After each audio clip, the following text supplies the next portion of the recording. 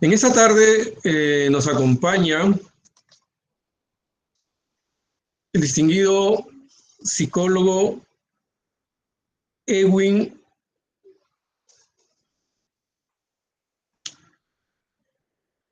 Quiroz.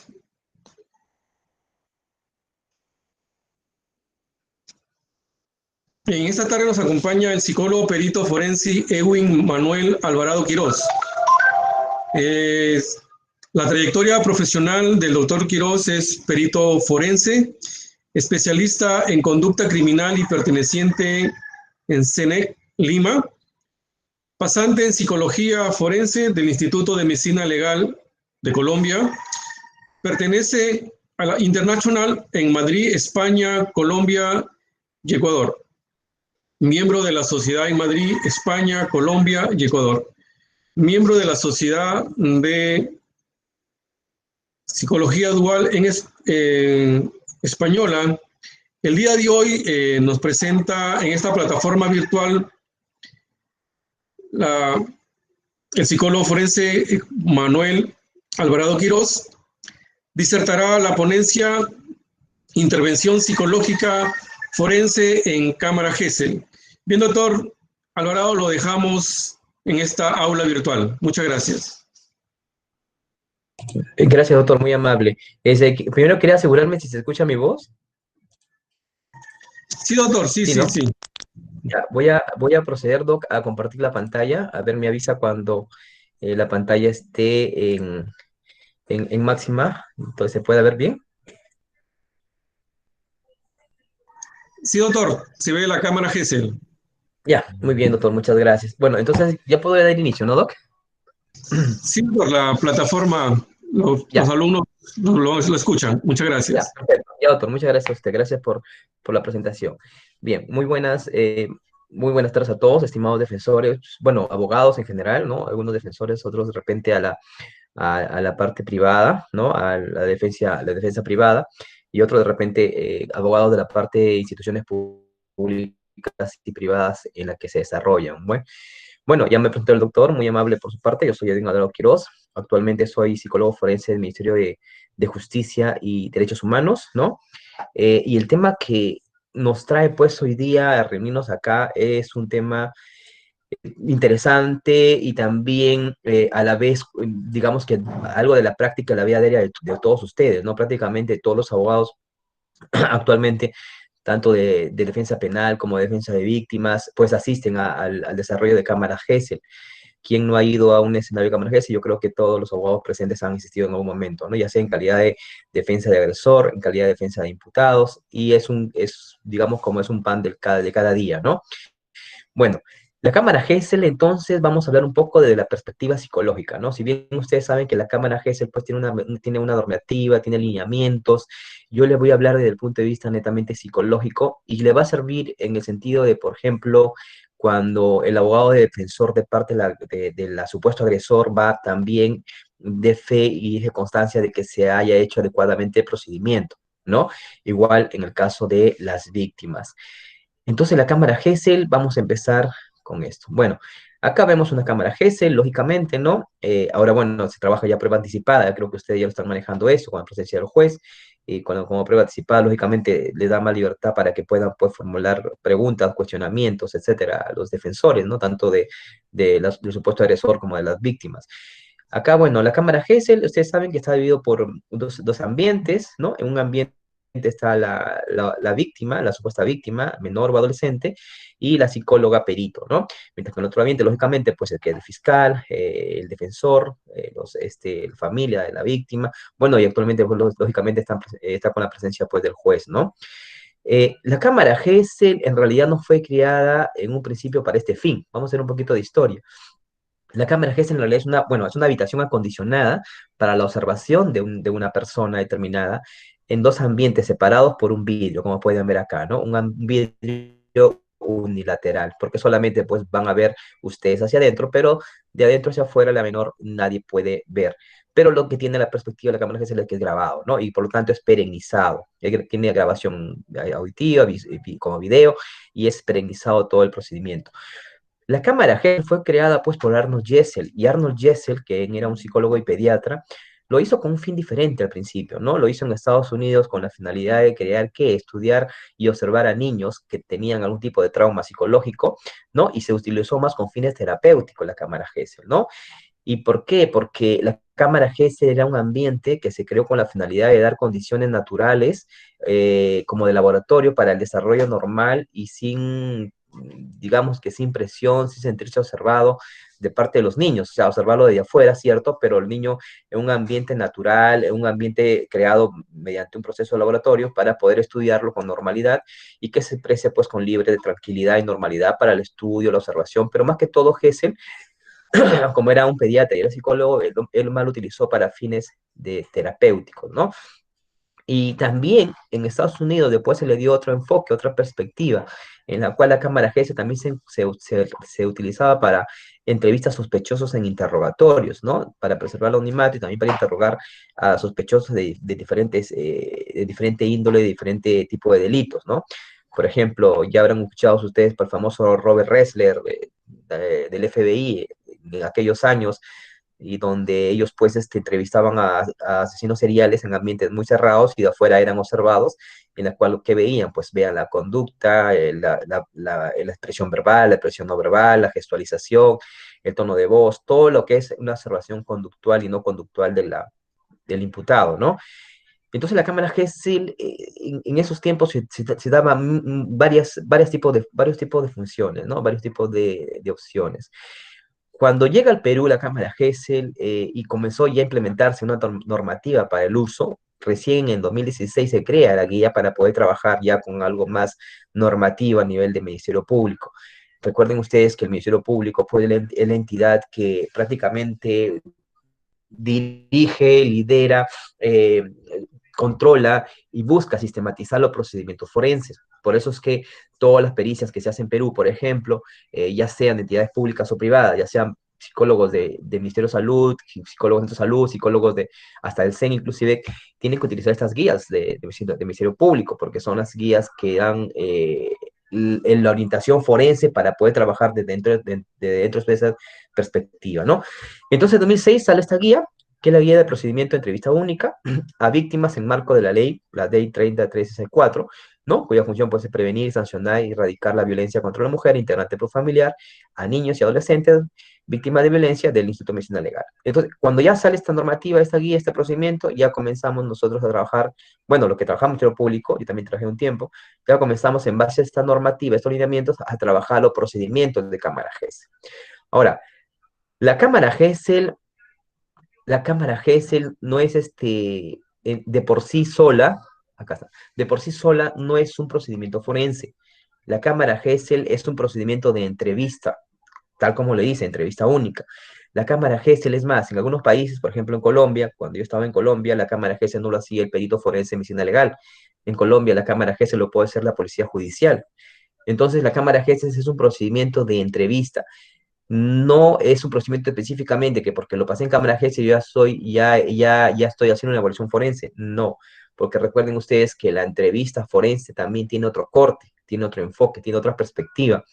Y la cámara Gesell más es una entrevista semiestructurada, narrativa libre, abierta, en la cual pues se busca sacar información, en la cual el perito solamente hace un papel de guía, un papel de entrevistador neutro, un papel de una persona que va a buscar sacar toda la información posible, lógicamente sin sesgar la entrevista, sin contaminar, sin persuadir, sin manipular, de una manera pues muy neutral y objetiva que pueda salir la entrevista libremente. Pero la cámara Gesell más es un procedimiento de entrevista. Por eso que los peritos, cuando hacen su cámara Gesell, lógicamente de ahí lo llevan al consultorio, ¿no? Para poder ahí concluir el procedimiento evaluativo, porque en cámara Gesell no se puede aplicar pruebas, no se puede hacer preguntas de esclarecimientos, confrontacionales, de refutaciones, y esas cosas son aspectos forenses. Entonces, por eso que después del consultorio ya se termina con la evaluación, y ahí se aplica pues la evaluación psicométrica, la evaluación de la observación de conducta y todos los instrumentos que pueda necesitar el perito para poder concluir, ¿ok? ¿Y con qué fin se crea entonces la entrevista única? Uno de los objetivos principales que se utiliza, pues, la entrevista única, que ya les dije que al principio se creó con fines terapéuticos, ¿no? Fue la de evitar la victimización o la revictimización de las víctimas. Ustedes saben que hay tres tipos de victimizaciones, la primaria, secundaria y terciaria. Lo que se buscaba entonces en la Cámara GESEL es evitar la victimización secundaria, ¿ok? La que todas las instituciones lo entrevisten como hacían antes. Antes la víctima pasaba, decía uno al fiscal, decía a la policía, decía al perito, decía a todo el mundo su historia. Y por ciencia forense se sabe que cuando un relato es repetitivo constantemente en el tiempo, pierde su objetividad, porque puede haber intrusión de memoria, de recuerdos falsos también. Cuando un recuerdo es más natural, es único, a lo mucho uno o dos lo da, es más natural, pero cuando ya pasa muchas veces es como el fenómeno de ese fenómeno, de ese juego que hacemos a veces, que decimos una cosa y al final después dicen otra cosa, sucede. Entonces, uno de los objetivos principales de la Cámara GESEL es evitar la revictimización secundaria, ¿no? Otro es recopilar información de los hechos denunciados, ¿no? De manera objetiva, precisa y confiable a través del relato de la víctima. Esta recopilación de esta información de la víctima va a ser precisa, objetiva y confiable, como dice la Cámara GESEL, siempre y cuando el perito pues formule preguntas adecuadas.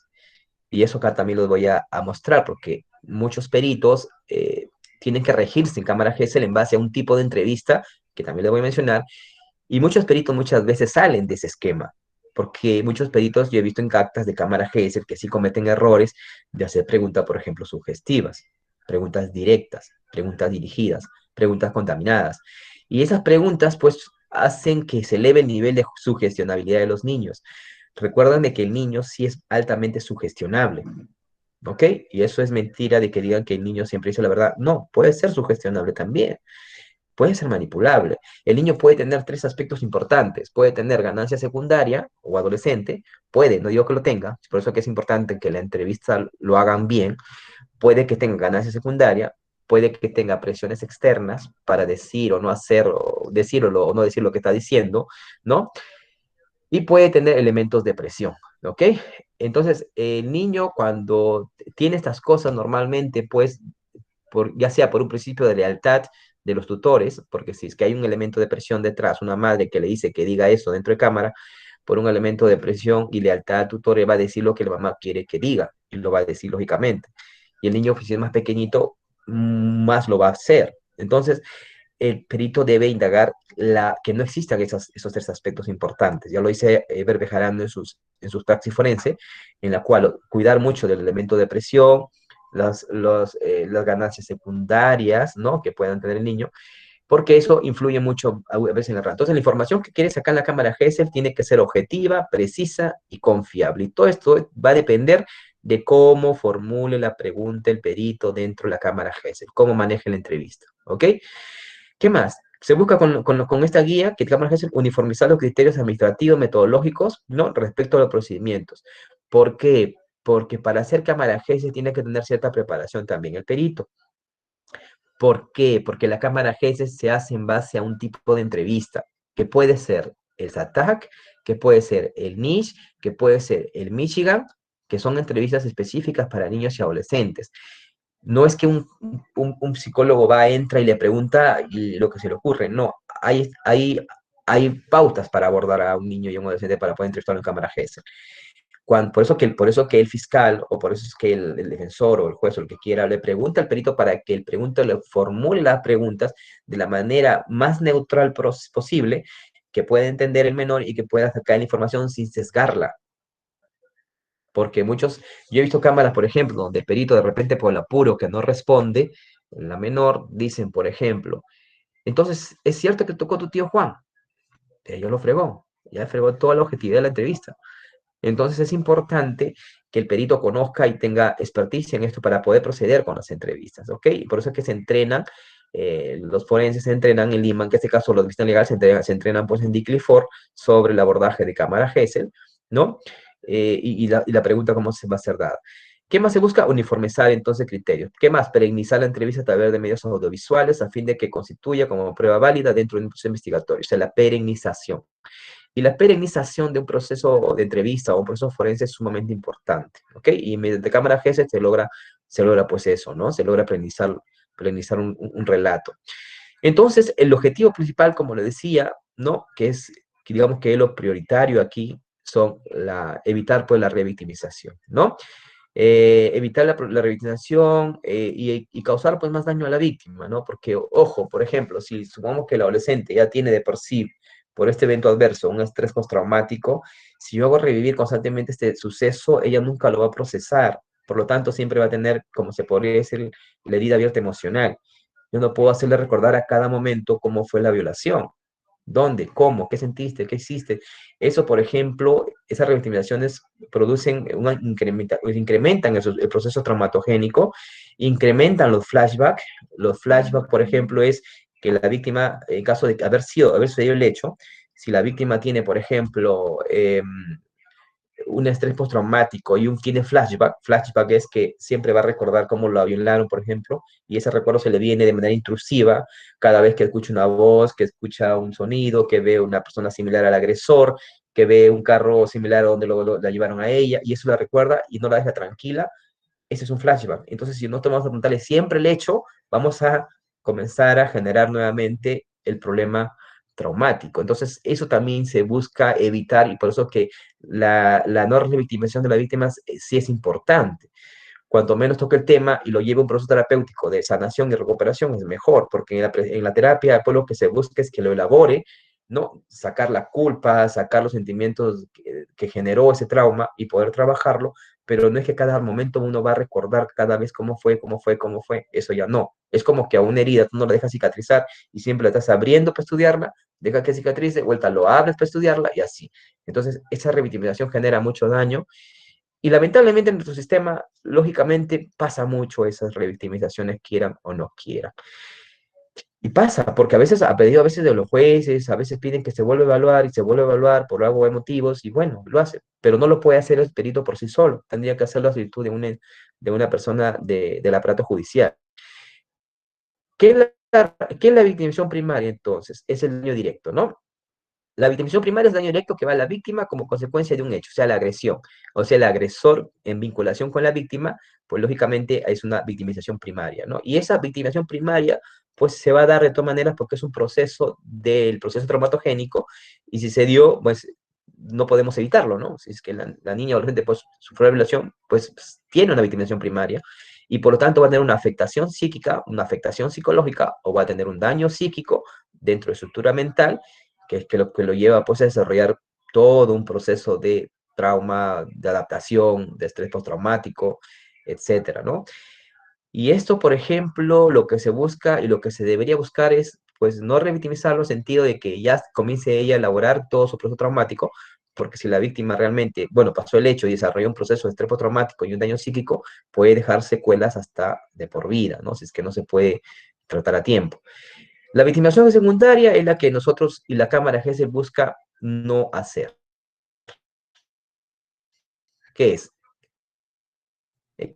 Que prejuicio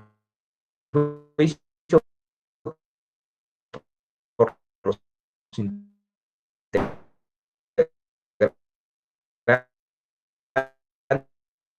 instituciones de la administración del sistema judicial, como jueces, fiscales, peritos, policías, también. Por eso que muchas veces, por ejemplo,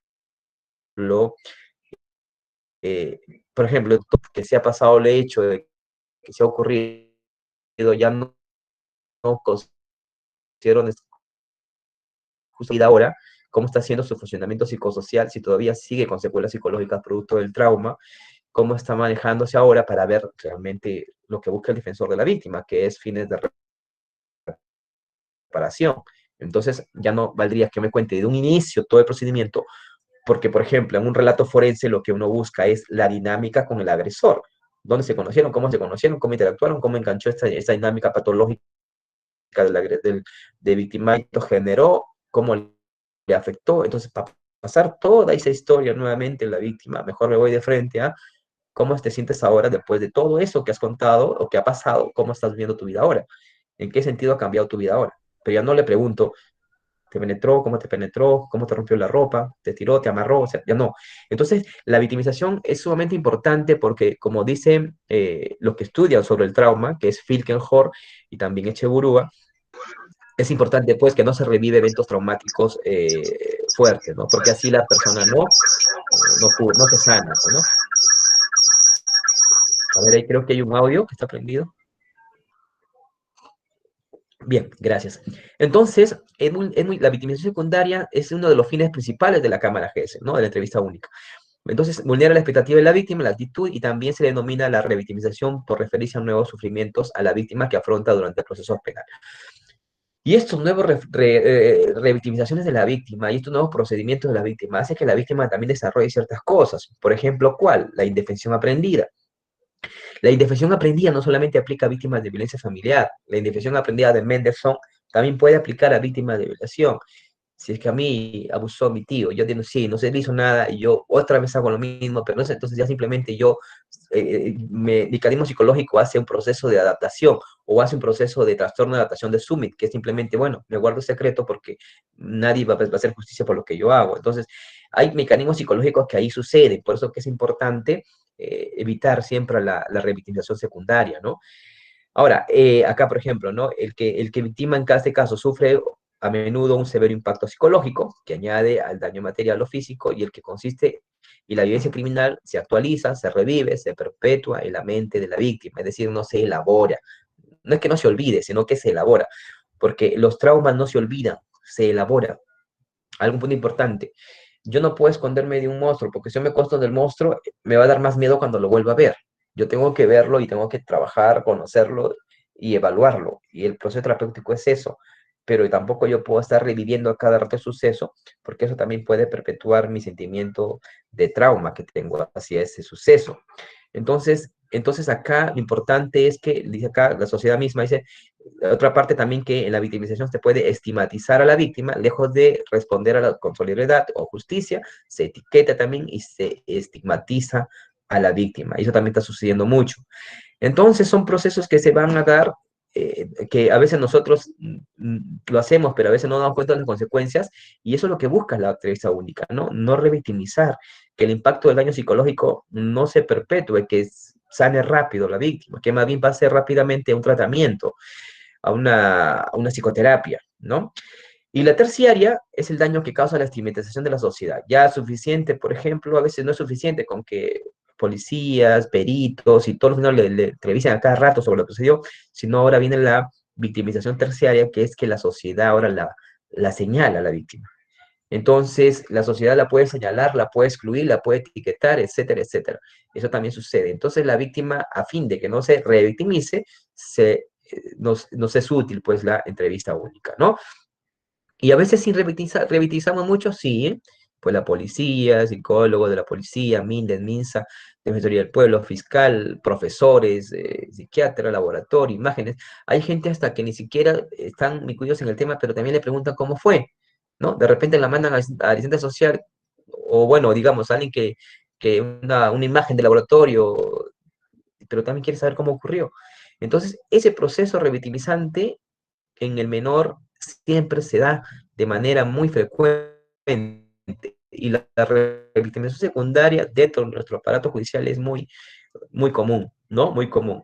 Y con eso voy al hecho de que si la víctima es víctima realmente, pues no va a sanar la herida, pero también voy al hecho de que hay víctimas y pseudo víctimas, porque si hay pseudo víctimas, lógicamente, pues ellos van a estar en su lujuria cantando la historia a cielo y tierra, y lo van a cantar pues como si fuera un cuento de la Bella Durmiente o como si fuera un escrito anunciado, que más bien si tú lo escuchas, te lo van a cantar con más lucidez y se van a sentir tan bien de que le están dando cabida y le están dando encuadre, ¿no? Porque si es una pseudo víctima, por ejemplo, hablemos de una histriónica que inventó la historia, lógicamente, mal le preguntan, refuerza su conducta.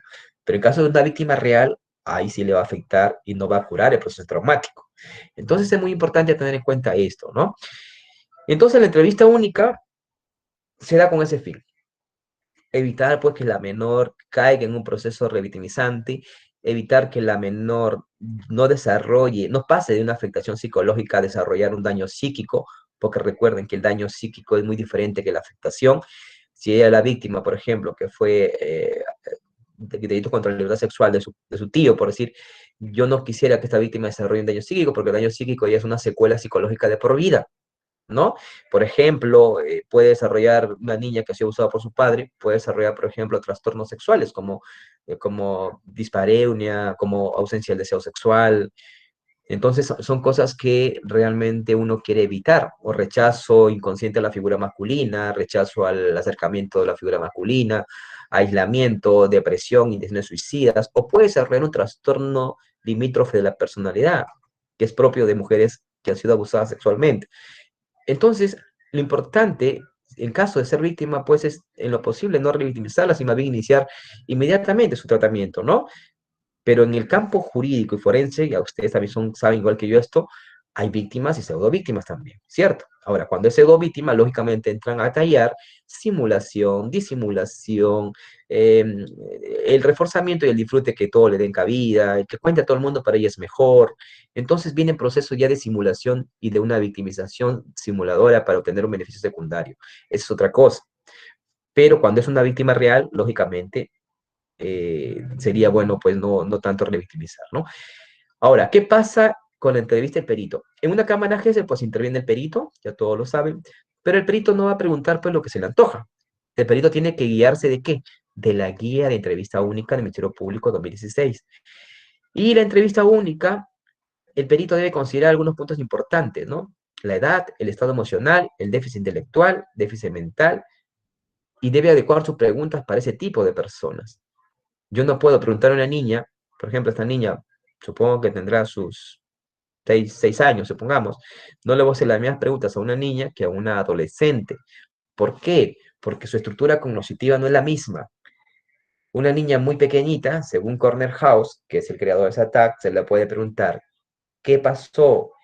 ¿Dónde pasó y qué? ¿Qué te hizo? ¿Qué, quién y dónde? Nada más, porque su pensamiento de una niña es concreto, entiende lo básico, convergente, entiende lo obvio, lo evidente, lo real, lo que ella puede constatar, y de ahí a más no va.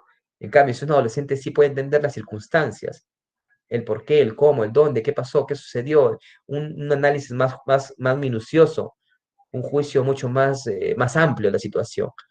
¿Por qué no corriste? ¿Por qué no hiciste? ¿Por qué no lo otro? Pero una niña muchas cosas no entiende. Es más, cuando es muy pequeña, a veces no tiene connotación de daño emocional. Cuando yo pregunto a una niña de 3 años, no puedo decirlo, ¿y cómo te sientes, mamita, de lo que te ha pasado con tu tío? Porque no va a expresar a veces la sensación de sentimiento, o cómo ha cambiado tu vida, o cómo te ha afectado lo que ha pasado con tu papá. Y a veces no va a entender el sentimiento de afectación personal. Cuando es retrasado mental, la víctima, o cuando es muy pequeñita, el interrogatorio tiene que ser muy sencillo, muy corto, y por eso se creó el SATAC, que ahorita lo voy a pasar a explicar. Entonces, el perito debe preguntar de acuerdo a la edad, de acuerdo al estado emocional, de acuerdo al déficit. Por ejemplo, de acuerdo a la edad, yo tengo que preguntar cosas muy comunes. De acuerdo a la edad, yo tengo que sí o sí hacer el rapport y la empatía, ¿no? ¿Dónde estudias? ¿Quién estudia? ¿Tus amiguitos? ¿Tu profesor cómo se llama? ¿Tu mamita cómo se llama? Pero cuando ya tiene 17 la chica, ya no, es muy diferente. El rapport puede ser más corto. El estado emocional también, porque si una niña está en un estado alterado emocionalmente, ¿puedo o no puedo abordarla en cámara GESEL? ¿Debo seguir? ¿Debo presionar? No puedo hacer eso. El déficit intelectual también, porque cuanto más deficiencia intelectual tienen, las preguntas tienen que ser más sencillas, porque preguntas abstractas no me va a entender. Entonces el perito debe adecuar las preguntas de acuerdo a estas condiciones. Si tiene problemas neurológicos, si tiene problemas también puede ser psiquiátricos, etcétera, ¿no? Y bueno, pues la digitadora tiene que marcar pues todo lo que pasa en la entrevista única, ¿no? Si, por ejemplo, acá dice, ¿no? La digitación de la entrevista será realizada evitando apreciaciones subjetivas. O sea, el digitador tampoco puede hacer apreciaciones subjetivas. Por ejemplo, si el entrevistado canta durante la entrevista, no debe registrar en el acta, está alegre porque está cantando. Tampoco. Yo no puedo decir, está alegre o está triste porque lo veo cantar, o puedo decir, está triste porque la veo llorar, tampoco, porque, lógico, o sea, si son manifestaciones gestuales, pero no necesariamente determinan un estado emocional. O si de repente se puso triste, yo no puedo decir está deprimida, tampoco, porque son trastornos emocionales que necesitan más sintomatología. Yo tengo que poner solamente lo que observo, ¿Está alegre? No, se puso a cantar, se puso a llorar, se labiló, inflexión de voz, evitó mirada, se levantó, golpeó la mesa, se paró, comenzó a llorar, etcétera, etcétera. Lo observable, medible y cuantificable, lo que yo puedo demostrar. Pero solamente con decir, está llorando, yo no puedo decir, está deprimida. ¿Por qué? Porque puede ser que yo haga una cámara con una chiquita de 17 años, pero que tenga un trastorno límite de la personalidad o que sea muy manipuladora con una personalidad histriónica, me puede llorar, me puede hacer todo un teatro, me puede hacer un showman, porque es una personalidad limítrofe y de repente una personalidad hasta histriónica, y me puede. Yo he visto en juicios, y ustedes también su experiencia lo habrán visto, en adolescentes, por ejemplo, que se desmayan y lloran en el juzgado y después se averigua que fue todo falso, todo creado, que no pasó nada en la investigación. Se demuestra que nunca ocurrió ese acto de tocamiento indebido, por ejemplo, que es poco demostrable. Pasa, entonces solamente uno debe limitarse a plasmarlo lo lenguaje observacional, pero no hacer una apreciación, una afirmación, ¿ok? Entonces la cámara Gesell, ¿qué nos dice la guía? Y le queremos poner presente. La guía no dice que el intérprete interviene cuando la víctima, por ejemplo, presenta algún tipo de discapacidad, sordo, mudo, que también pasa, para lo cual el fiscal encargado de la investigación debería pues, coordinar para que alguien intervenga. También pasa eso en cámara GS, personas que van a intervenir que son sordas, que son mudas, y yo digo, ¿cómo el perito va a intervenir? Por más perito que sea, por más psicólogo forense que pueda ser, él no maneja lenguaje de señas. Entonces necesita pues alguien que lo ayude. También he visto, no en cámaras GS, pero en consultorios, en que el perito hace esta evaluación, pero con la ayuda de la madre. Y la madre le dice, no, señor perito, no se preocupe, yo entiendo lo que ella quiere decir. Perfecto, pero ¿cómo sé yo de que tú me vas a decir verdaderamente lo correcto? Porque puede sesgarse porque tú eres madre, es tu hija. Entonces también hay que ver la imparcialidad del intérprete. Y eso es muy importante también. Entonces, en cámara GS muchas veces debe haber alguien que nos ayude, pero que no tenga conexión con las partes. Entonces, el productor-intérprete no debe tener vinculación con las partes, ¿ok? Y una vez, hablando de eso, yo sí vi un perito que hizo eso, en la cual hizo todo su relato, bueno, su hija era sordo y muda, hizo todo su relato con lo que le decía la madre. Y la madre, y la chiquita hacía así, ya, eso significa eso, doctor, que él dice que le golpeó. Ah, ¿qué más? Después, así, significa que le rompió la ropa. Pero ¿cómo doy fe de eso? O sea, puede ser que la mamá esté sesgando, pero también pasa. Entonces hay que tener mucho cuidado con esas cosas.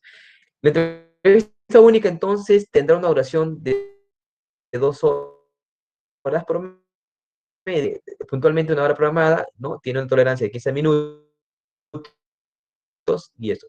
Ahora, la duración del tiempo es promedio, pero hay que tener en cuenta algo, que según SATAC, los niños menos de 6 años te duran 15 minutos con atención plena. De menos de 6 años, estamos hablando 5 años, 4 años, su atención plena, los 15 minutos. De ahí para más se vuelve flotante, es decir, se distraen por acá, una mosca, el ruido, esto, lo otro. El perito tiene esos 15 minutos para que pueda sacar toda la información posible. Después va a sufrir. Y cuando sufre el perito, si es que el perito no está preparado, va a comenzar a desesperarse y va a comenzar posiblemente a meter preguntas sugestivas o de repente contaminadas, que aquí le voy a mostrar. Y entonces hay que mantener mucho ese aspecto. Considerando la edad, yo debo valorarlo de acuerdo a la tabla de Cornell House, que dice que es hasta los 5 años, puedo preguntar qué, quién y dónde, nada más. Pero si es adolescente, sí puedo preguntarle más cosas. ¿Qué te hizo? ¿Quién te hizo? ¿Dónde te hizo? ¿Cuándo? ¿Cómo? ¿Fue? Las circunstancias, etcétera. Puedo seguir preguntando más cosas, pero más pequeñitos no se va a poder hacer eso. Entonces, el promedio de 2 horas, pero el tiempo va a depender de la víctima, de la capacidad mental, de la edad, etcétera. Ahora, ¿la entrevista única es un procedimiento reservado? Cierto. ¿Está prohibido de que ingresen otras personas, etcétera? Porque es reservado, cierto. Pero, ahí viene el pero, si ustedes son abogados privados o de parte, en caso de que los sujetos procesales hayan solicitado la presencia de un perito psicólogo de parte y el fiscal o juez lo haya admitido, ya sea fiscal o ya sea juez, especialmente el fiscal de familia, su participación se limitará a observar la entrevista desde el ambiente de observación de afuera. No tiene voz ni voto, solo observa, analiza, describe y después puede emitir su informe qué le pareció la entrevista única. Eso sí podemos hacer. Yo he ido en algunas oportunidades en Piura con algunos defensores, en otros realmente sí nos sacaron, pero en las veces que yo he podido ir es porque ellos pues a tiempo solicitaron al fiscal o al juez o al defensor, bueno, en esa época no había juez, al fiscal para que yo pueda estar acompañando al defensor, ¿no? En la sala de observación para ver cómo mi colega en la cámara GS pues procedía a hacer las entrevistas y cómo lo manejaba todo el setting de la entrevista única. Y yo daba las preguntas al defensor para que él vaya preguntando esto, si había una consistencia, la anotaba para que él vea cómo procede. Eso sí podemos hacer, porque eso también está amparado en la normativa, o sea, en la asesoría técnica del defensor, del defensor de oficio.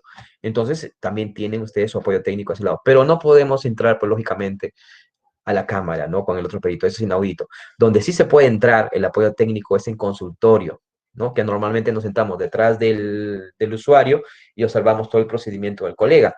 Eso sí, porque la evaluación psicológica y consultorio no hay una normativa que impida eso. En cambio, en cámara GS sí se considera un procedimiento reservado, ¿ya? Pero desde el ámbito de evaluación sí podemos estar, pero previa autorización, pues, supongo que del fiscal o del juez, en este caso el juez sería de que pueda admitir que ustedes llevan al perito y observe desde afuera todo el procedimiento y le dé su opinión. Lógicamente, después le alcanzan el acta y el informe y ya le da su opinión de lo que observó, ¿ok? Y los errores que pueda haber.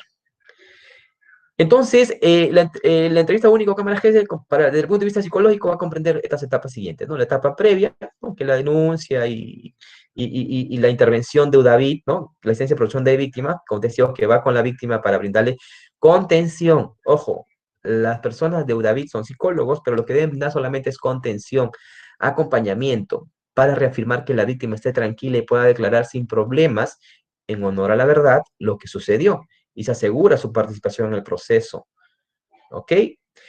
Pero no puede decir, pues, que diga esto o esto o esto, no. O sea, tienes que solamente asegurarle acompañamiento psicológico. Tranquila, hijita, vas a declarar la verdad, no mientas, di lo que pasó realmente, te vamos a acompañar acá afuera, no te preocupas, no. Yo no puedo decir como operador de David, di esto, eso sí sería un error.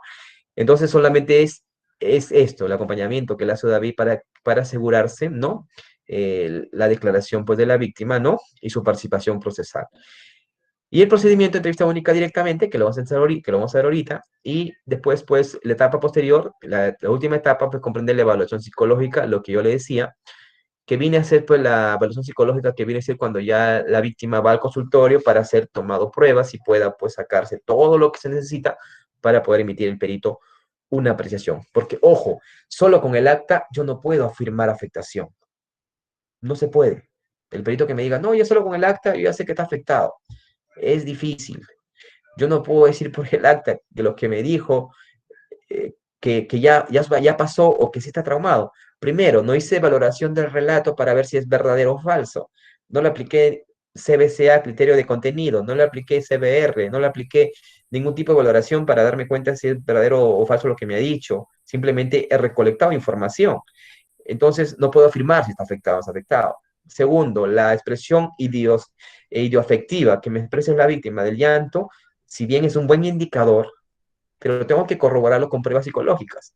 Si yo veo que el adolescente en el cámara se lloró, se labiló, se acongojó, evitó inflexión de voz, pero son indicadores de congruencia afectiva, es decir, a ver, congruencia afectiva, es decir, me tocas el tema que me trauma y pues lógicamente expreso emociones, eso sí, eso es congruencia afectiva, entre lo que digo y lo que siento. Se ve perfecto, pero yo tengo que dar fe de que eso realmente salga en las pruebas que le voy a tomar, por ejemplo, un estado depresivo compatible con el hecho que ha vivido la adolescente, supongamos. Y tengo que evaluarle, pues tengo que tomarle un test de depresión, de ansiedad, de estrés, de adaptación, le tomo pruebas psicológicas. Y en consultorio amplío un poco más. ¿Qué amplío? Escarbo su funcionamiento psicológico, cómo está afectado. Lo que no voy a poder hacerlo, pues, en cámara.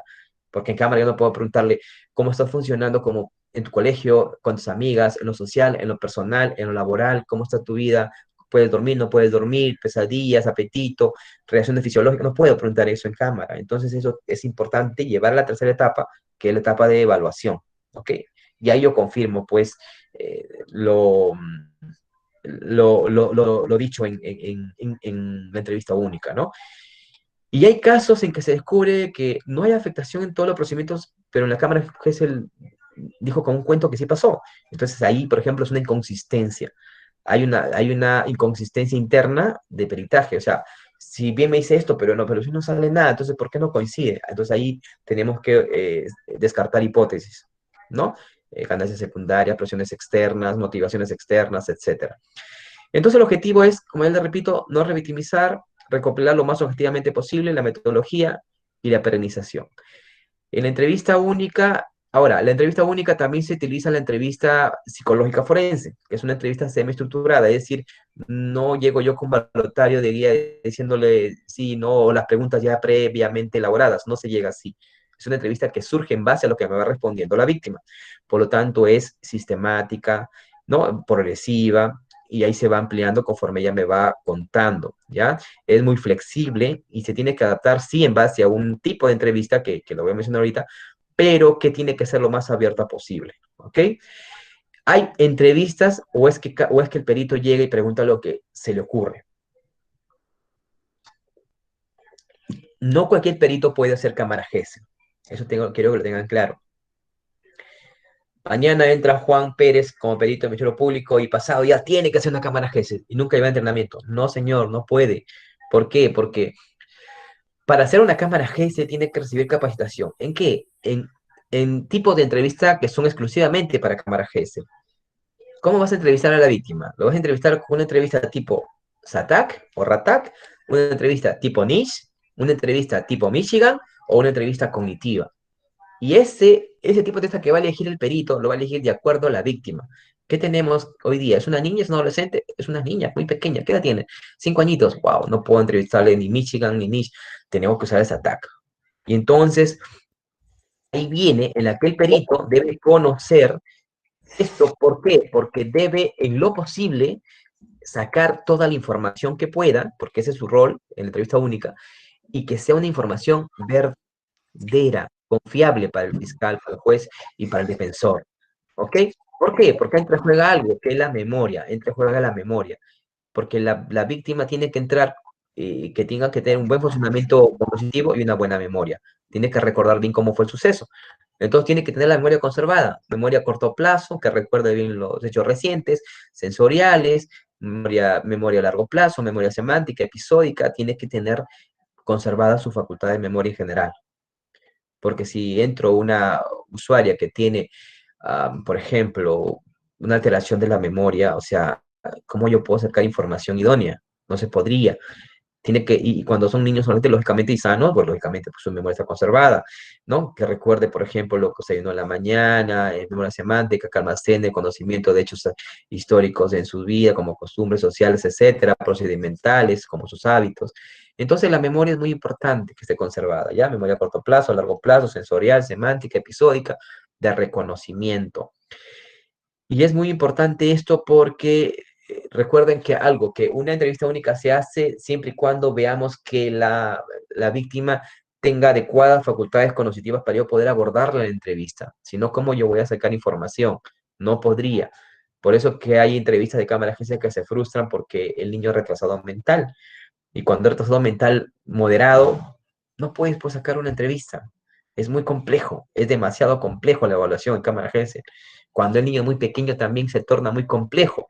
He visto una cámara de niño de 3 años, si no me equivoco, bien difícil. Y normalmente el punto de partida en cámara agencia es preguntar, hijito, ¿por qué estás acá? No, no sé, ¿para qué? ¿Por qué? Por su poco desarrollo cognitivo. Y a veces el perito se ve en la obligación o se siente tan presionado que dice, ¿pasó algo con tu tío que te han traído acá? Desde ahí ya está sesgando ya. Y el niño es más persuasible, perdón, cuando el perito hace malas preguntas.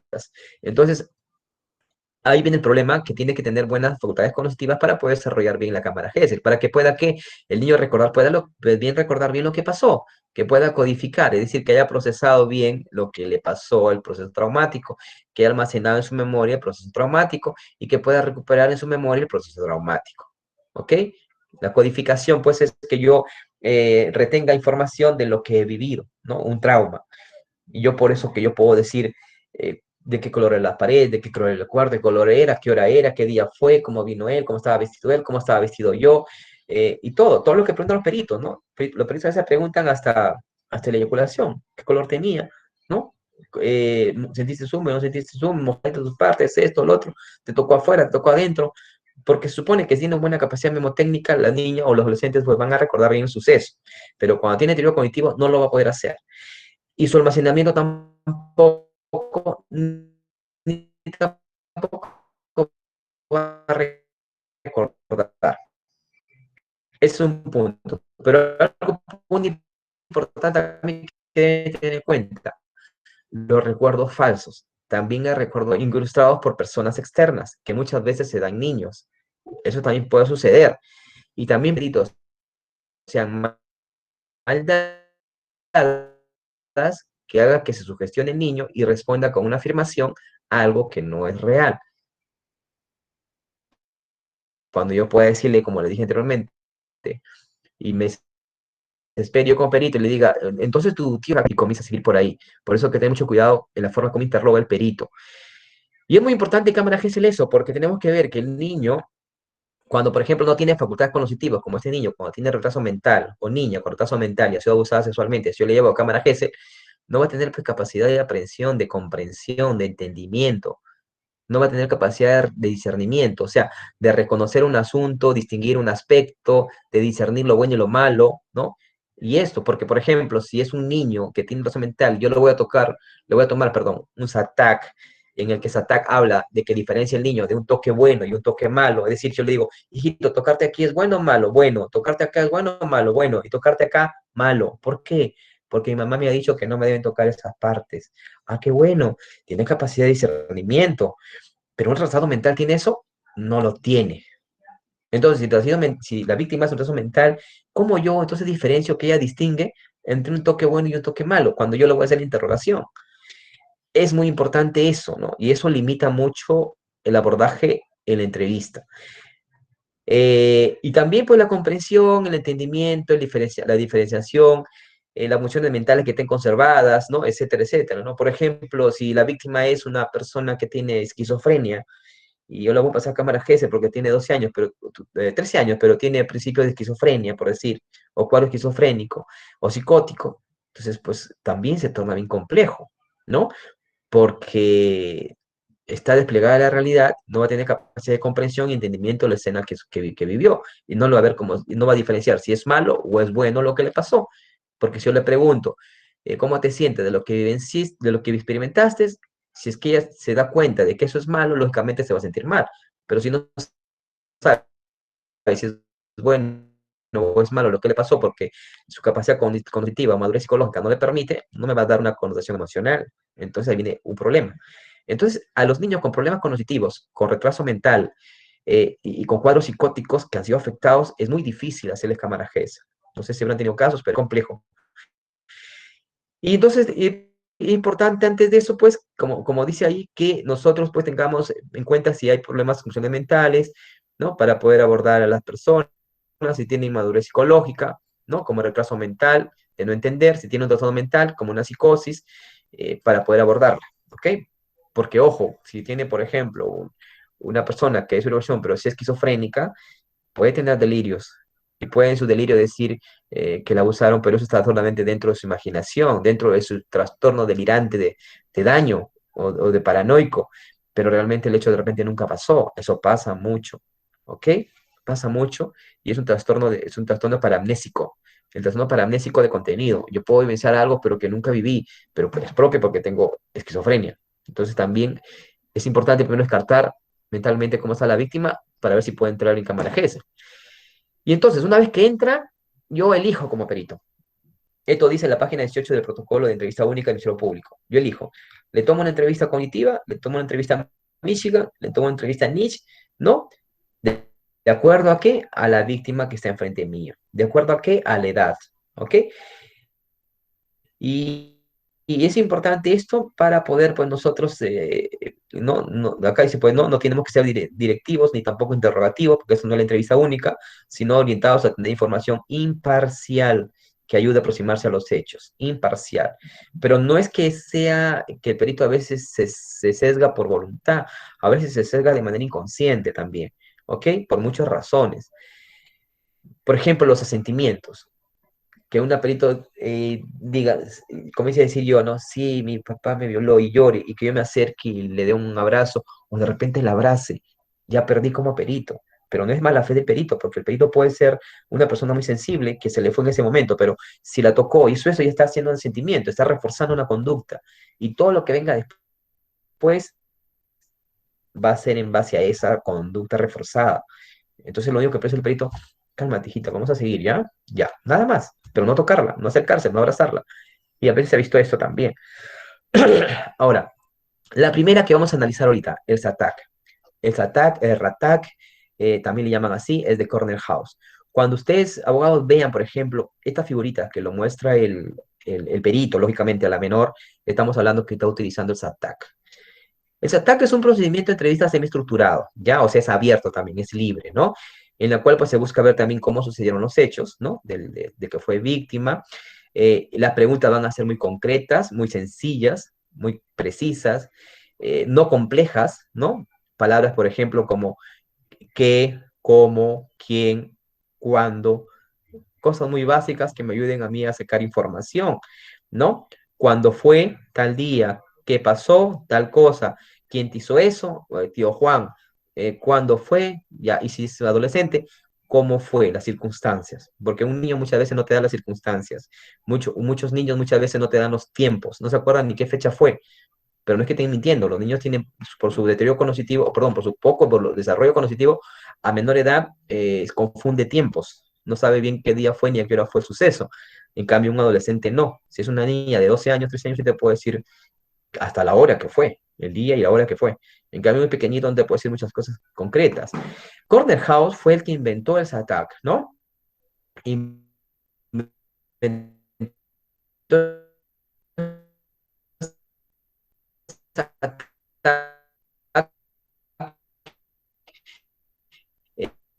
porque eso pues al investigar este tipo de cosas, House también dice que sus ataques ya se debe dejar de usar, porque ese ataque es una prueba antigua. En Estados Unidos ya no se está usando ese ataque. Se están usando ahora otros enfoques de entrevista para menores, y ese ataque ya no. Y este ataque acá en Perú lo siguen usando, sí lo siguen usando, ¿ok? Sí lo siguen usando. Y este es un resumen de ese ataque. Primero, pues el perito entra, ¿no? La simpatía que genera el perito con el menor, lógicamente, ¿no? Le muestra pues la figurita, las caritas, ¿no? Le dice dónde queda tu cabeza, tu manito, tus pies, cómo se llama esto, sus partecitas. Muchos niños en la parte no le dicen por los nombres, le dicen moñito, le dicen potito, le dicen muchas cosas o a veces eh, diminutivos, etcétera, ¿no? Entonces, en la simpatía, el perito lógicamente va a sacar las fichas, va a mostrar, ¿no? Y va a conversar neutralmente para narrativa libre para coger la confianza. La identificación anatómica que viene de ahí, ¿no? ¿Dónde queda la cabeza? ¿Dónde quedan las partes del cuerpo? ¿Qué significa esto? Está muy importante. Después, la identificación de los toques, cuando le dice que es un toque positivo, ¿no? Por ejemplo, de 3 a 5 años le puede preguntar, ¿recibes besos, brazos, cosquillitas? Sí, ¿dónde? Y le puede decir, ¿y eso es bueno o es malo? Bueno, ok, diferencia toque negativo de toque positivo. ¿Y cuándo es malo? ¿Cuándo me tocan acá? ¿O me tocan acá? Ah, ya, entonces sí diferencia toques negativos. Por ejemplo, ¿recibiste caricias que no te gustaban? Sí, ¿dónde? Ya. ¿Sabes por qué viniste a hablar conmigo? Y esto es muy importante esta, por ejemplo. Una forma de ingresar muy neutra de un perito es eso. ¿Por qué estás acá, hijita? ¿O por qué has venido acá a conversar conmigo? Muchos peritos dicen, por ejemplo, yo converso con muchos niños como tú y adolescentes como tú, y me gustaría porque tú seas muy sincera conmigo, pero antes de eso quisiera saber por qué estás acá, por qué te encuentras acá. Y dejemos que del niño o del adolescente salga la información. Ah, he venido porque ha pasado esto, esto, esto. Yo no podría decir, a ver, vamos a comenzar a que me cuente lo que sucedió con tu tío. No puedo hacer eso. Pero hay actas que han dicho eso y eso, por ejemplo, puede ser cuestionable. Hay actas que han hecho la simpatía con el menor, han hecho la identificación anatómica con el menor, o sea, que a diferencia de sus partes, han hecho la identificación de toques con el menor, que es una caricia buena, que es una caricia que no me gusta mala, o sea, positivo y caricias negativas. Pero empiezan con cosas muy directas y no empiezan con cosas, por ejemplo, como eso, ¿no? ¿Por qué has venido acá a hablar conmigo? ¿Qué es lo que ha pasado? ¿Por qué te han traído? Y eso es lo ideal, ¿no? Eso es lo ideal. ¿Hay lugares en tu cuerpo donde nadie te debe tocar? Sí, ¿dónde? ¿Tienes lugares en tu cuerpo que no quieres que nadie te toque? Sí, ¿en dónde? ¿Está bien que alguien te toque? No, ¿por qué? Ya, esas cositas, por ejemplo, para identificar si el niño diferencia entre un toque positivo y un toque negativo. Esto es sumamente importante, ¿ya? Y también es importante en estos niños también, bueno, aunque más lo dice el Michigan, pero yo considero que un niño también lo deben hacer, es el encuadre sobre la validez de la verdad y la mentira. Y yo he conversado con peritos muchas veces que dicen, pero ¿para qué le voy a preguntar eso si ya se sabe qué es la diferencia entre la verdad y la mentira? Pero no es solamente que lo sepa, es con un fin de encuadrar al niño para condicionarlo a que diga la verdad. Cuando el perito dice, por ejemplo, ¿este es rojo o azul? Si yo te digo que es rojo, te miento, digo la verdad. Me miente porque no es rojo, es celeste. Ah, perfecto. Diferencia. Perfecto. Lo que vas a contar ahora va a ser verdad o mentira. Verdad. Y entonces ahí yo lo encuadro. Muy bien, Juanito, dice que me vas a contar la verdad, así que vamos a hablar con toda la verdad de lo que ha sucedido, ¿ok? Lo condicionas a que diga la verdad. Muchos peritos no hacen eso, y en un niño es importantísimo, porque cuanto más pequeño es el niño, menos va a diferenciar entre la verdad y la mentira. Cuando es más grande, lógicamente que sí, pero sí yo debería hacerlo para por lo menos encuadrar que debe decir la verdad, ¿ok? Y que sabe que en esta cámara de no, no se viene a mentir, porque es importante.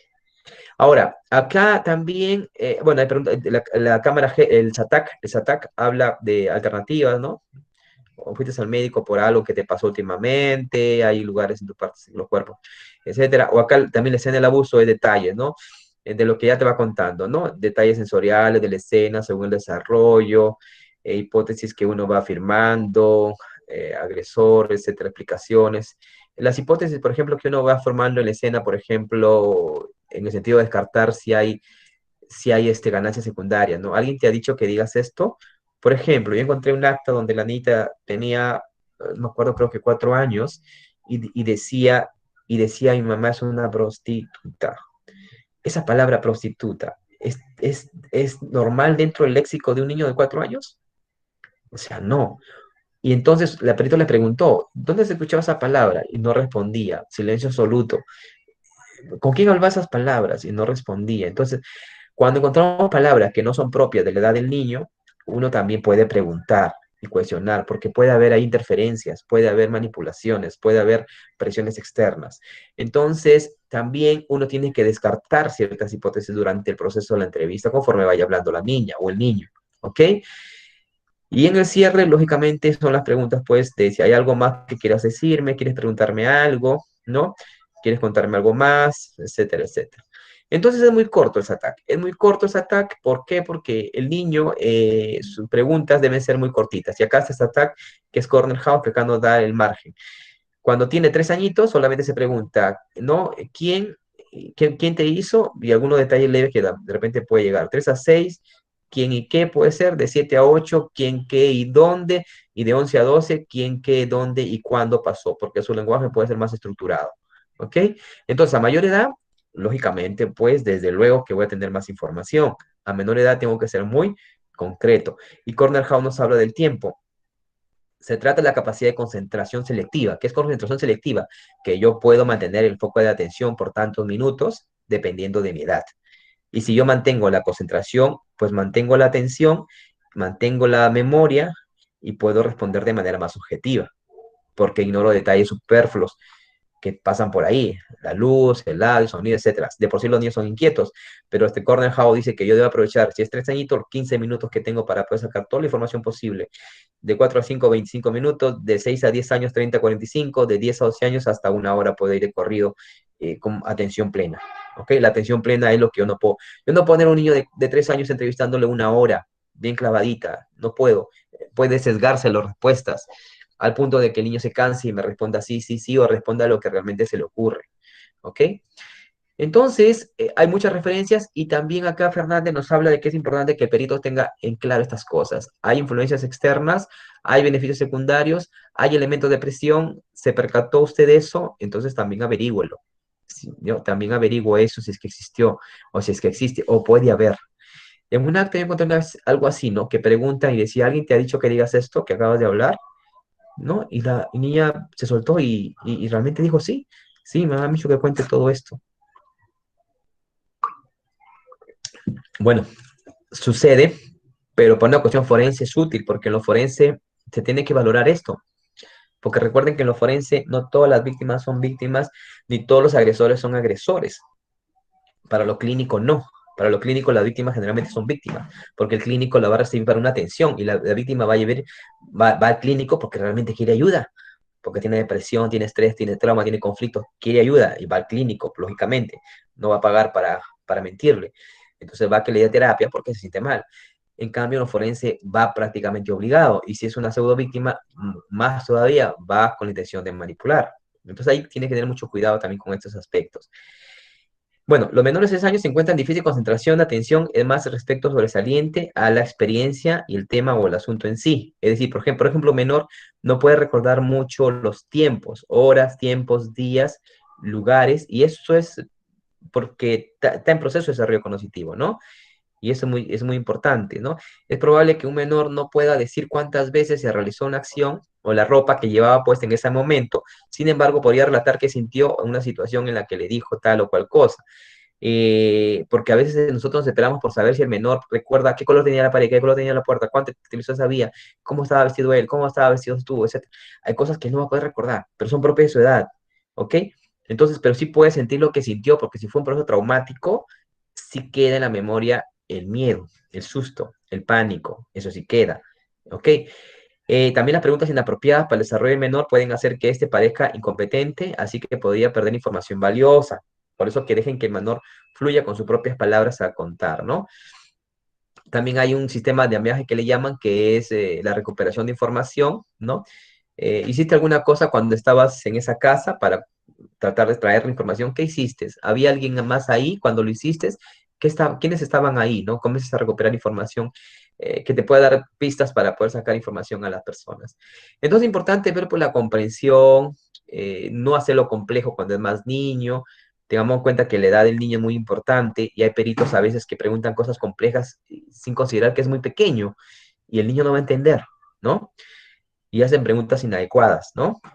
Y tengamos en cuenta que se hace de acuerdo al lenguaje del niño. Por eso que en el SATAC, por ejemplo, que es para niños, voy a preguntar yo específicamente, tal como él me menciona. Si él, a su parte le llama moñito, yo le voy a decir del moñito durante toda la entrevista.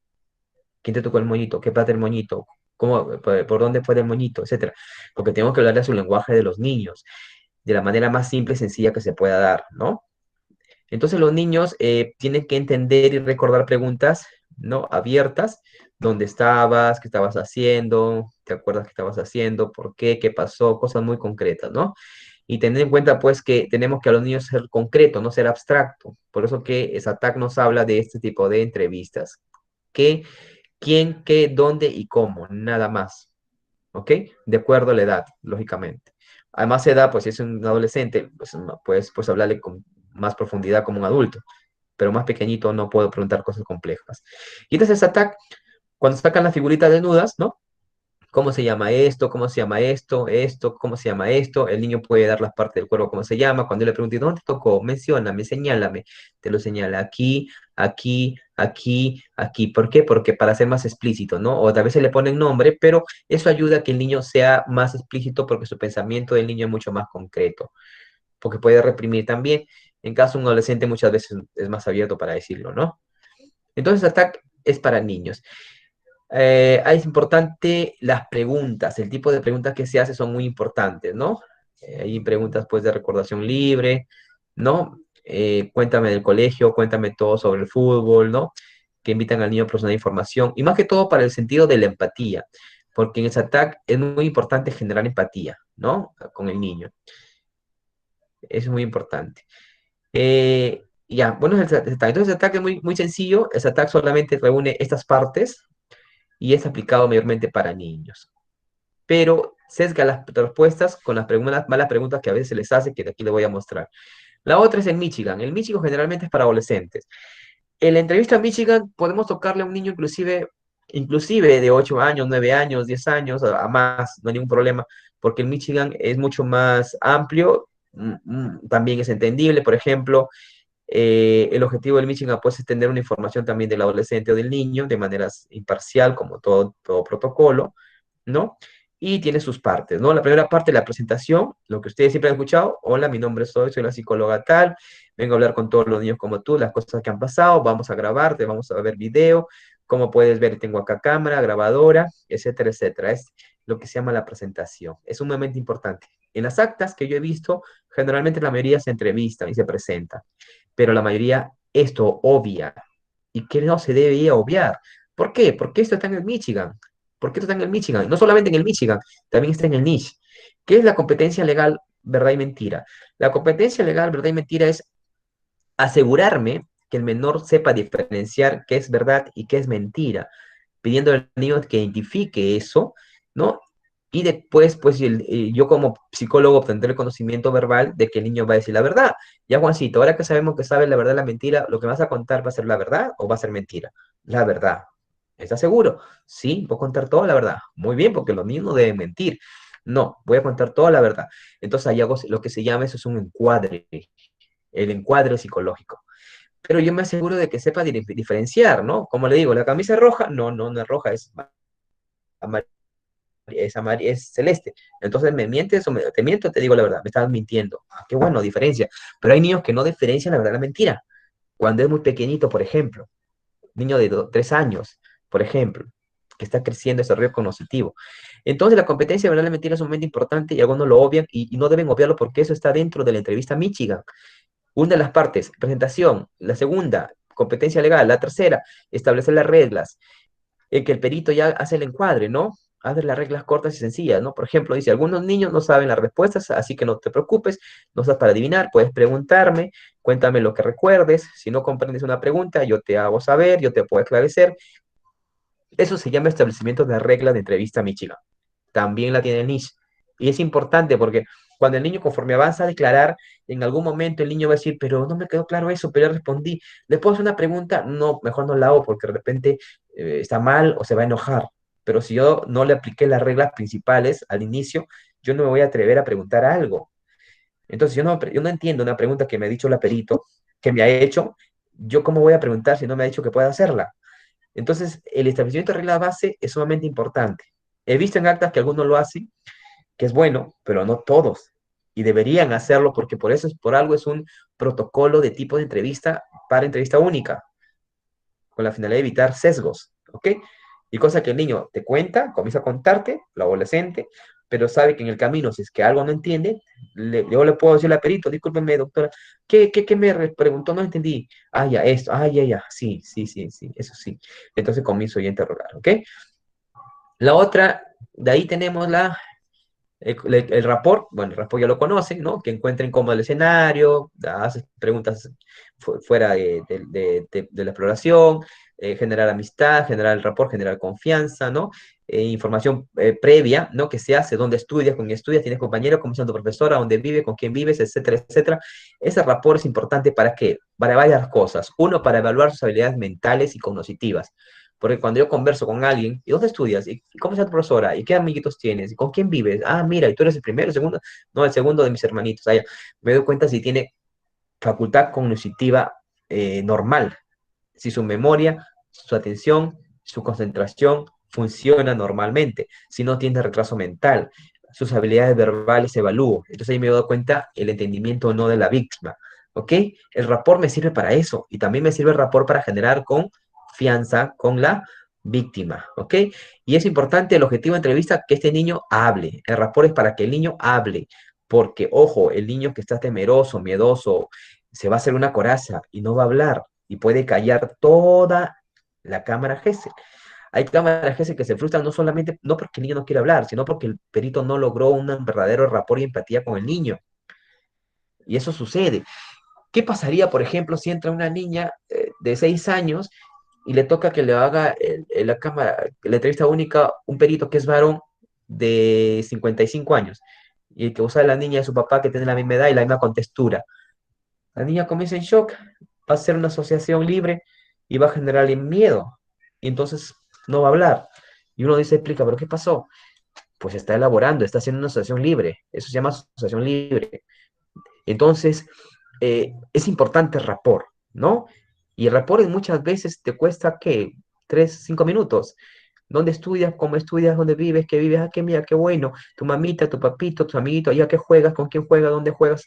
El rapport es sumamente importante. Dos funciones importantes: valorar su madurez cognitiva y generar la confianza para que el niño hable. Cuando el niño tiene más confianza con el psicólogo en la cámara Gesell, va a tener más apertura. Es como que le contara a un amigo. Pero si a mí me da miedo el señor como un ogro, lógicamente yo no voy a hablar, me voy a bloquear. ¿Ok? Listo.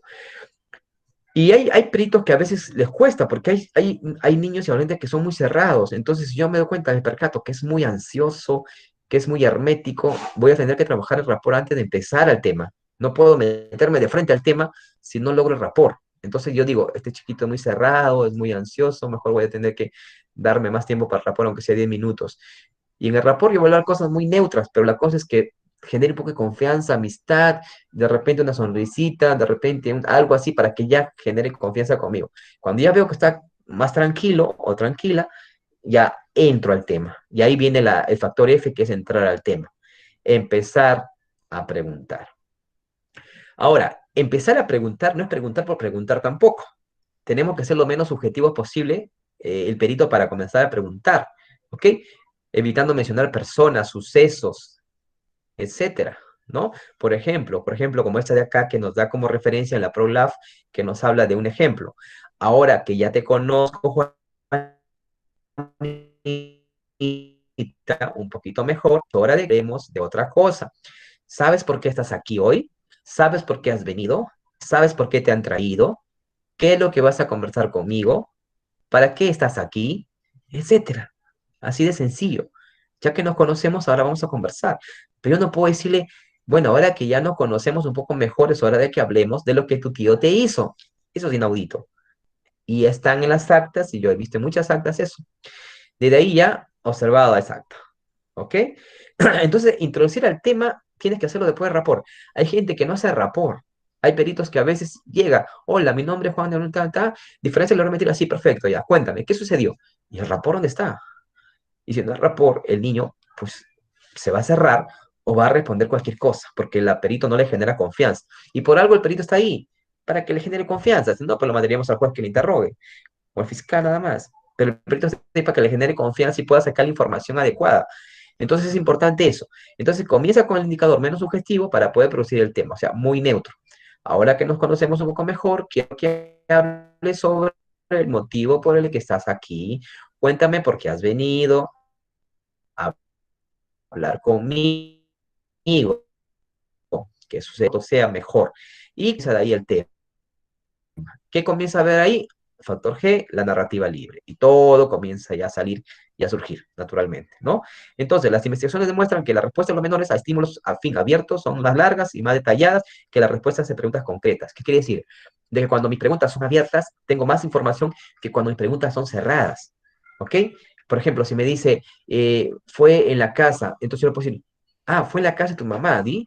Pues sí, pero ¿en qué casa te refieres? Porque puede ver a casa de mamá, de la tía, de la vecina, etcétera. Entonces tiene que hacer en ese sentido. Las respuestas a preguntas abiertas son muy más precisas que las respuestas a preguntas cerradas. Eso téngalo concreto. Los que hacen preguntas cerradas son los policías. Nosotros no somos policías. Ahora, si hay peritos que actúan como policías, pues entonces tiene abiertas que los niños respondan libremente, naturalmente. ¿Ok? Los errores más comunes entre entrevistados son omitir frases narrativa libre o cambiar más tiempo de preguntas específicas. Por ejemplo, cuéntame todo lo que puedas sobre eso. Quiero comprender todo lo relacionado a ello. Comienza primero por la cosa que sucedió y dime todo lo que puedas. Cuéntame más. A ver, no te entiendo. Sígueme diciendo más. Explícame un poco mejor. Incluso cosas, por ejemplo, que creas que no son muy importantes, cuéntamelas. Dime todo acerca de eso. O ya, justo, pero ¿cómo lo digo? Justo desde el principio hasta el fin, ¿no? Pero la cosa es que uno le dé cabida que cuente todo, sin necesidad de mencionar personas ni detalles del suceso. Yo no puedo decir eso. Cuéntame de la casa de tu papá, que estabas ahí. No puedo hacer eso. ¿Ok? Entonces la narrativa libre, esa es su misión. Y el interrogatorio que se va haciendo después, cuando seguimos en la narrativa libre, también es muy importante y aquí es donde muchos peritos cometen errores, ¿ok? La etapa de interrogatorio es un momento en que se busca información legalmente relevante para clarificar un hecho menor, ¿no? Y si no el niño contó un hecho aislado, el entrevistador deberá clarificar la información, ¿no? Antes de preguntar si ha habido otros hechos similares. Y aquí en la clarificación es pues donde interviene el fiscal, intervienen ustedes, interviene el juez, pregúntale esto, pregúntale lo otro, pregúntale si fue la ropa, pregúntale si le pagó, pregúntale si lo usó la boca, etc. La pedido tiene que saber preguntar también, de una manera muy neutra, ¿ok? Y, por ejemplo, acá, bueno, hay una recomendación de buenas praxis forenses, pero que la cuestión es que no haya preguntas subjetivas, no haya preguntas directas, no hay eso, ¿no? Y el cierre, bueno, es algo más que tengas que contarme, alguna otra cosa que tengas que decirme, hay alguna pregunta que te gustaría hacerme, y viene el cierre. Así de sencillo. Pero el Michigan debe cumplir con esas etapas, no debe saltarse ninguna etapa. El perito debe presentarse, competencia legal, reglas bases, rapport, introducción al tema, narrativa libre, interrogatorio y cierre. Tiene que seguir esa secuencia, no puede saltarse. ¿Por qué? Porque es parte de la guía, porque la guía menciona que si yo voy a aplicar tipo Michigan, pues debo respetar la estructura, porque si me salto, puedo disminuir el rigor científico, ¿ok? Por algo es un protocolo estudiado. Y si elijo el niche, que también es otra, el protocolo también de entrevista única, que está también para aplicar la entrevista única a los que también desean aplicarlo, es más largo, pero generalmente no lo utilizan esa, que tiene 18 pasos, ¿no? Que es casi similar. Presentación, yo soy perito forense, me dedico a esto, la cuestión de la verdad, la mentira, la niñita, ¿no? Que si diferencia y que debe decir la verdad. El rapport también hay, el muestreo del lenguaje, quiere decir que yo voy a indagar las palabras de la niña para poder hablar con su propio lenguaje respecto a cómo llama sus partes y todo eso, que describe el suceso recientemente importante, la narrativa explicativa sobre el suceso, explicación de lo último incidente, si ha informado múltiples, por ejemplo, se centran en el último, que es pues, el material de investigación, realizar las preguntas aclaratorias. En el NIST, por ejemplo, yo puedo hacer preguntas aclaratorias. Explícame un poco qué te refieres, cómo así, preguntas abiertas completamente sobre el hecho indicio, narrativa del primer incidente, y etcétera, ¿no? Entonces tiene una estructura también similar, pero generalmente el Michigan es el que más utilizan porque es más concreto, ¿no? Este es un poquito más largo. Y bueno, y entonces esto es importante que tengamos claro. Ahora, ¿qué pasa con las entrevistas únicas? El buen perito de entrevista única, pues hace buenas preguntas, que ahí donde muchos cometemos errores a veces, y eso es muy importante, ¿no? Especialmente cuando uno inicia, puede cometer errores, pero cuando ya pasa el tiempo, ya uno aprende y ya pues no lo hace, ¿no? Yo he tenido amigos, cuando yo trabajaba en el Ministerio Público, por ejemplo, que se daban cuenta de eso y cuando salía a la Cámara de Jueces decía, uy, metió la pata, ¿no? De hecho, esta pregunta, la niña me ha respondido que sí, pero yo creo que me respondió porque mi pregunta fue muy subjetiva. Y nadie se dio cuenta, no, no se dieron cuenta, ni el juez ni el abogado. Ya se fregaste, ¿no? Pasa. Por eso que también tienen que estar ustedes muy atentos, por eso que tienen muy atentos a qué pregunta el perito. Y en qué criterio de suspensión, ¿cuándo se suspende la entrevista única? Cuando no brinda información la víctima, cuando no se vincula con o vinculante con los hechos, no brinda información, cuando no quiere hablar, pues no quiere hablar, pues por algo, ¿no? Porque tiene represión emocional por un estrés postraumático, no quiere hablar porque de repente tiene indefensión, perdón, tiene síndrome de acomodación de Summit, guardar el secreto y retractación, no quiere hablar porque de repente se dio cuenta que está siendo manipulada, etcétera, o se arrepintió a última hora. Son muchas motivaciones que el perito tendrá que averiguar. Y entonces ahí dice que se puede suspender. La víctima se encuentra en situación de crisis emocional, también no podemos entrevistarlo en crisis emocional. O sea, yo no puedo sentar a un adolescente si está fuera tirada, llorando y en estado de choque emocional con trauma de suceso. O sea, no podría abordarla en crisis emocionales. Tiene que suspenderse, ¿ok? A veces hay administraciones de justicia, hay administradores de justicia que son muy insidiosos en eso, pero la guía lo dice, que se puede suspender si pasa eso. Si hay crisis emocional, se suspende. Si no quiere hablar, se suspende. Y la víctima, a pesar de haber dado el consentimiento previo, decide continuar, no decide no continuar, también se puede suspender. A pesar de que yo firmé que quiero y después digo que ya no quiero, pues también se puede suspender. Por la falla de suministro de energía, bueno, eso es de hecho. Y hay errores frecuentes en la entrevista. Primero voy a hablar de los errores de las preguntas que le decía. Dentro del NISH, que es el más común, en la parte de interrogatorio hay errores en preguntar. Por ejemplo, estas. Las preguntas famosas sugestivas, ¿no? Pregunta sugestiva, lógicamente, que contiene pues la respuesta ya, ¿no? La respuesta dada, ¿no? Por ejemplo, ¿te hicieron cosas que no te gustaron en el cuerpo? ¿Cómo sabe que no le gustaron esas cosas que le hicieron? ¿Qué tal si es un adolescente con otro adolescente? No pueden preguntar así, ¿no? Preguntas sugestivas. ¿Quiénes te tocaron? ¿Quiénes tocaron a las niñas? ¿No? ¿Todos fueron todos los varones? ¿Es verdad que al entrar al salón encontró un cadáver de la víctima con un cuchillo clavado en la espalda? Eso ya prácticamente le dice lo que debe responder. Entonces la pregunta sugestiva sucede, ¿no? Cuando uno pregunta, por ejemplo, yo vi una acta que decía, ¿no? Bueno, cuéntame lo que te hizo tu tío Juan el sábado en la casa. Pues, por favor, o sea, eso no podemos preguntar. O cuéntame lo que no te agradó que te pasó ese día. lo que no te gustó, si no estamos hablando de emociones ni de gustos. Dice, ¿qué vio usted al entrar al salón? A veces las preguntas subjetivas solo sugieren poca experiencia y habilidad del interrogatorio. Eso es lo principal. ¿Quiénes hacen preguntas subjetivas? Cuando el perito tiene poca experiencia en el manejo de entrevista adecuada, entrevista única. Entonces, cuando tiene poca experiencia, ahí entran las preguntas subjetivas, ¿ok? Porque la entrevista única, ya les vuelvo a repetir, no es lo mismo que una entrevista forense en consultorio. Entrevista forense en consultorio es diferente. Entrevista única es distinta porque tienen que ceñirse a estos tipos de entrevista. Y estos tipos de entrevistas ya no se aplican en consultorio. En consultorio se aplica la entrevista libre, nada más, semi-estructurada, con preguntas de profundización, de esclarecimiento, confrontacionales, si hay que hacerlas, pero es diferente la introducción del otro, porque, porque la entrevista única, con el tipo de entrevista que se hace, como Chatak, Michigan, lo que se busca es buscar sacar toda la información posible, nada más. Más no se busca evaluar si está afectada o no. Y después la pregunta dirigida, ¿no? ¿Tu papá te tocó? ¿No es verdad? Tampoco. Preguntas reforzadas tampoco. Alienta contenido específico dando soporte emocional, por ejemplo, y alienta a la menor a que apruebe, pero con aprobación gestual, ¿no? Por ejemplo, el asentimiento. Cuando uno da sentimiento, por ejemplo, acá miren estas caritas de este señor, cuando uno da sentimiento por lo que escucha a la niña. Por eso que inclusive hasta el lenguaje no verbal del perito debe ser muy neutro. Yo no puedo frungir las cejas y asustarme por lo que me contó o tocarle el hombro. O sea, no puedo porque eso refuerza una conducta.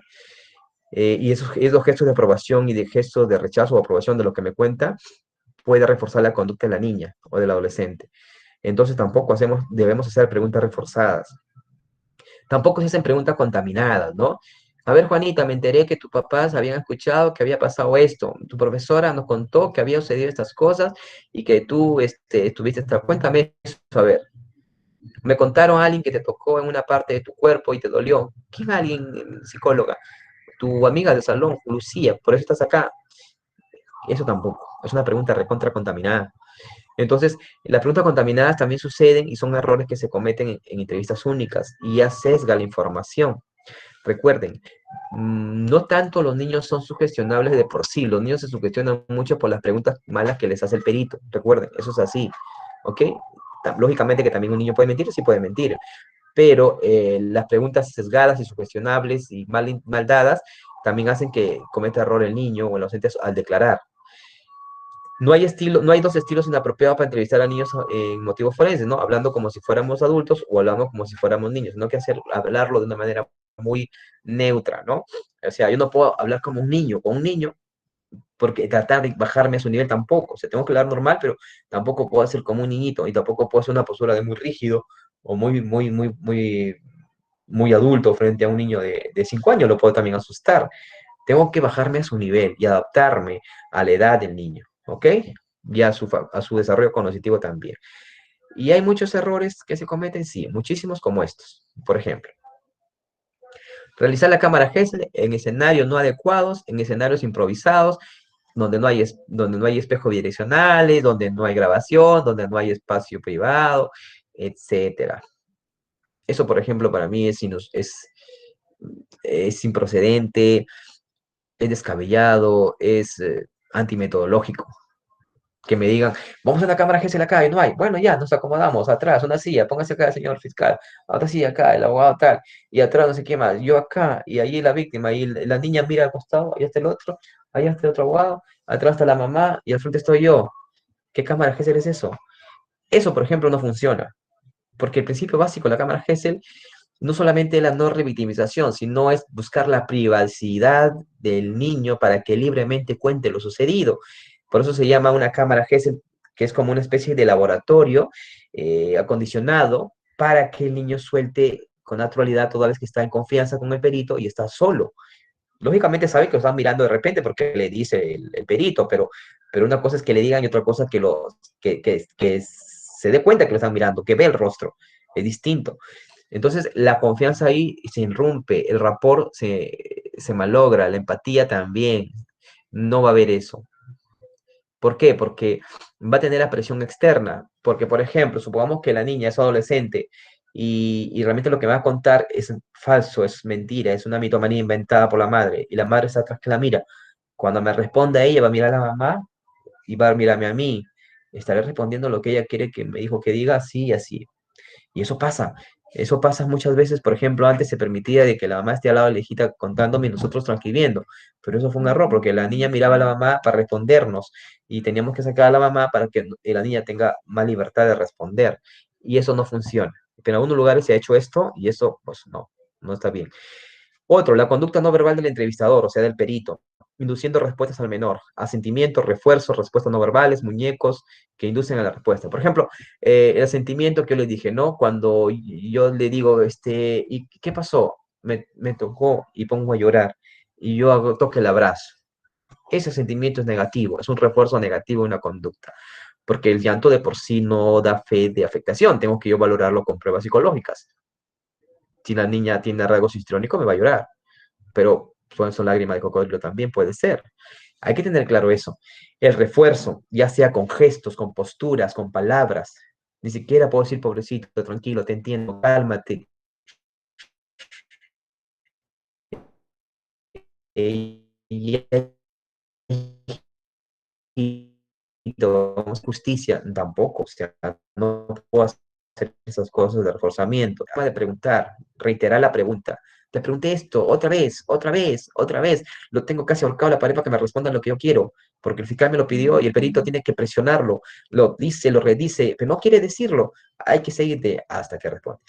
¿Esa respuesta será una respuesta natural, objetiva, única? ¿O será una respuesta de repente condicionada en base a lo que esperan que ellos diga yo? Entonces hay que tener mucho cuidado con la reiteración de preguntas. La sugestionabilidad, ya les dije, el niño es más sugestionable cuando las preguntas están más elaboradas.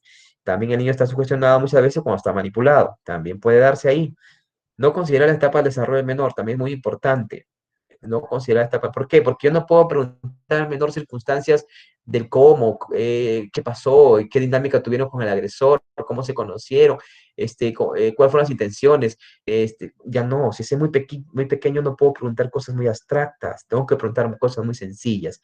Y hay peritos a veces que no valoran esto y esto es un error y un sesgo. Utilizar palabras técnicas, imposible de entender para el menor. Hacer las señales inapropiadas para el menor, insistencia del perito. Y ojo, otra cosa importante, el aburrimiento, el cansancio, el estrés también sesgan respuestas. Yo he visto peritos que estaban a niños en las horas de la noche, hicieron una cámara creo que 8 o 9 de la noche, en la cual el niño no había cenado, no había almorzado, venía de un pueblo de 8 horas de viaje, recontra agotadísimo, y lo pusieron a hacer su entrevista, 1 hora conversando. El cansancio, el estrés, el aburrimiento, medio adormilitado. O sea, ¿me va a responder objetivamente o no me va a responder objetivamente? Y la guía lo dice, si el niño tiene situaciones de este tipo, se puede suspender. Ya depende, pues, que lo tomen en cuenta, ¿no? Con la declaración efectuada del entrevistado, evitar interrumpir sin justificación y aceptar la interrupción si se tiene a fin específico, ¿no? Bueno, interrumpir al entrevistador, ¿no? También, pues bueno, también se da a veces, pero mayormente hay en ese aspecto, ¿no? Entonces, la actitud y característica del entrevistado también cuenta mucho en la cámara GESEL, ¿ya? Eh, Cuando, por ejemplo, el perito cree saber la verdad acerca de una persona o de un hecho, tiende a pasar por alto algunas cosas, ignorando información crucial. Es decir, si el perito a priori piensa que si es víctima, ya perdió. Ningún perito bueno puede pensar que una víctima sea víctima hasta que no se demuestre. Es igual que un juez. No puedo. Es como que yo, por ejemplo, dijera, a ver, me vine a evaluar Juan Pérez, que es un policía, y lo veo uniformado en la puerta, y de repente yo he tenido un problema con policía, una gresca, y pienso que todos los policías son violentos. Entonces, de que yo lo veo, y ese señor está denunciado por violencia familiar, yo ya lo puedo etiquetar como un violento, agresivo, pero depravado, sin evaluarlo. Eso se llama un sesgo de proyección, experiencia personal. Si hay peritos se sesga, o sea, si es muy si se sesga la victimología o se sesga a la agresión, al agresor, perdón, entonces puede también tener una procesión a priori, entonces va a sesgar también el tipo de preguntas que haga. Ahí tiene que tener mucho cuidado con eso. La información que podría probar lo contrario, propensa a determinar información de testigos, ¿no? Pregunta, bueno, ya le dije, tendenciosas, sugestivas, que no debía ser. La postura del perito muy importante. Esta postura en ocasiones conduce a malentendidos graves y consecuencias, declaraciones falsas, etcétera, ¿no? Por eso es muy importante que el perito esté muy atento a todo, ¿no? Muy, muy, muy importante. Las impresiones también son muy importantes. No debemos, el perito bueno no debe tener efecto de impresión, ni efecto de halo, ni efecto de proyección. Es decir, halo es de que con un rasgo, con un hecho, yo tenga ya la impresión de que está afectada. Porque el solo hecho que llore para mí ya está traumada. No es así. O la proyección de que yo tengo una experiencia con algo malo, con un evento que estoy evaluando y piensa que también sucedió. Por ejemplo, si yo tengo una sobrina que le han tocado, yo digo, ah, ya, pobrecita, ¿no? Porque a mi sobrina le pasó eso, yo creo que también esta chica debe ser igual. Entonces, ese efecto, ¿por qué? Porque es así. Si esta persona va a uno que le evalúe, lo va a mirar con los ojos. Supongamos que este señor está sindicado de violación y se va vestido así, ¿qué percepción tiene el perito? Y si se va vestido así, ¿qué percepción tiene el perito? ¿Podrá influir la forma de la vestimenta en el perito y los tatuajes para su percepción a priori? En su evaluación. Supongamos que ustedes o el fiscal lo manda al agresor, que es este, a que le evalúe y le dice es un agresor sexual de niños y le dice primero va a su primera cita así y después va a su segunda cita así. Entonces puede no determinar su percepción a priori, puede darse el efecto de halo, ¿ok? Entonces es muy importante eso. Y sucede también en las víctimas. Si una víctima me llora, me dramatiza, todo, no es suficiente para mí. El buen perito no puede dejarse llevar suficientemente de eso. Hay que investigar más. Entonces, algunas pautas de recomendaciones que el perito no puede tocar a la víctima, el perito tiene que, vamos a terminar esta pregunta y luego te daré algo de beber o cosas así, ¿no? No hacer comentarios de esto porque estamos reforzando cosas. El perito no puede ofrecer algo, ¿no? Te van a dar un caramelito, porque esas cosas pueden reforzar conductas y puede ser que el niño responda por responder. Respete el espacio personal del menor. Si tiene silencios, déjenlo en silencio, no lo presionen. Yo he visto que hay silencios en que niños no responden y se desespera el fiscal, se desespera el defensor, se desespera el perito más todavía para que saque información, pero no responde. Entonces ahí va a responder cualquier cosa o va a responder lo que tú deseas que escuches. No mire fijamente al menor, ni se sienta tan cerca ni tan lejos de él, se sienta, pero que no lo puede también sentir cohibido. Por eso que la distancia es prudencial, ¿no? ¿Por qué? Porque tiene su propio espacio. Si el menor se desconcierta, perdón, o si se enturbia o algo, admita y desborde el sentimiento del menor, pero evite extenderse en dichos sentimientos. O sea, evite, por ejemplo, decir, ya sé cómo te sientes, o cómo te sientes, o por qué estás llorando, hijita, ¿no? Porque me siento mal. ¿Y cómo sentiste mal? Evitar, porque no estás haciendo terapia. ¿Ok? Esperar, bueno, si lloró, esperar que se calme, ¿ya? Sí, ya podemos seguir, Lucía, ya podemos seguir, perfecto. No voy a decirle, ¿por qué te sientes así, hijita? ¿No? ¿Y qué ha pasado? ¿Por qué te sientes tan mal? No, es que no es eso el proceso de entrevista forense. Pero si supongamos que entre un perito con corte psicoterapéutico, le va a salir de repente su corte psicoterapéutico y se puede entrar a este mundo. Y ahí comete un error que es reforzamientos, ¿ok? Que es lo que no debe haber.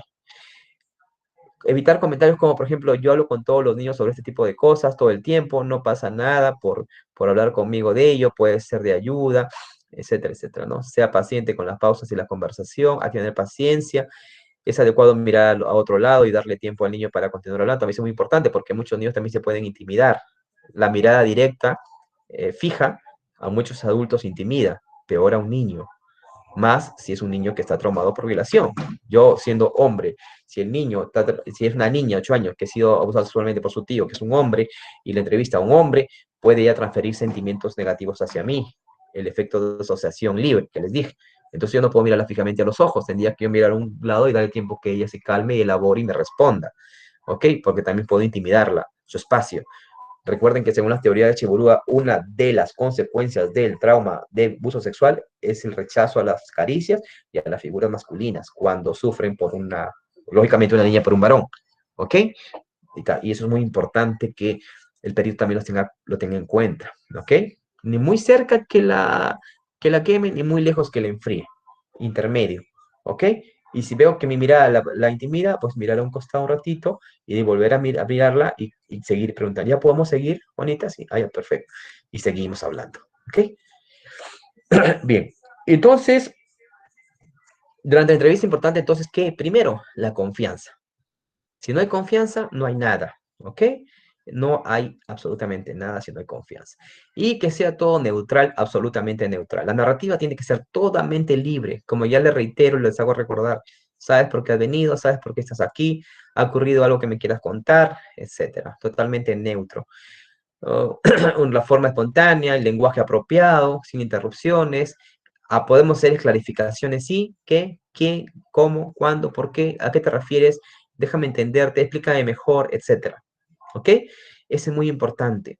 Debemos prestar al perito en cámara GES el qué, fechas, cuando ocurrieron, cómo fue el lugar donde ocurrió, descríbeme los aspectos físicos, horas, cómo se dieron los hechos, frecuencias, intensidades, lugar donde se produjeron, precisar el tiempo, si fuera posible, dónde, cuándo fue, a qué hora, indagar los recursos que tiene la víctima también, qué hiciste luego y cosas así, ¿no? Eh, lo importante es que el perito pregunte de acuerdo a la edad y la condición mental del niño, ¿no? Como ya les dije, a un retrasado mental y a un pequeñito no le puedo sacar mucha información, pero una persona normal de 8 años, 9 años, 10 años, adolescente, es lógico que me va a dar mucha información. Indagar las motivaciones para realizar la denuncia, ¿no? Expectativas frente a la denuncia, qué es lo que espera, actitudes frente al agresor, ¿no? Si tiene miedo o no, sentimientos respecto a la narrativa, y es muy importante respecto a los hechos, ¿no? Bueno, y eso es lo básico que les puedo decir, pero más que todo vamos a compartir con ustedes, saber sus experiencias. Yo sé que muchos de ustedes han tenido entrevistas únicas, o camarajes, mejor dicho, y de repente tengan alguna duda, alguna pregunta o alguna experiencia, algo que de su propia labor diaria, ¿no? Gracias.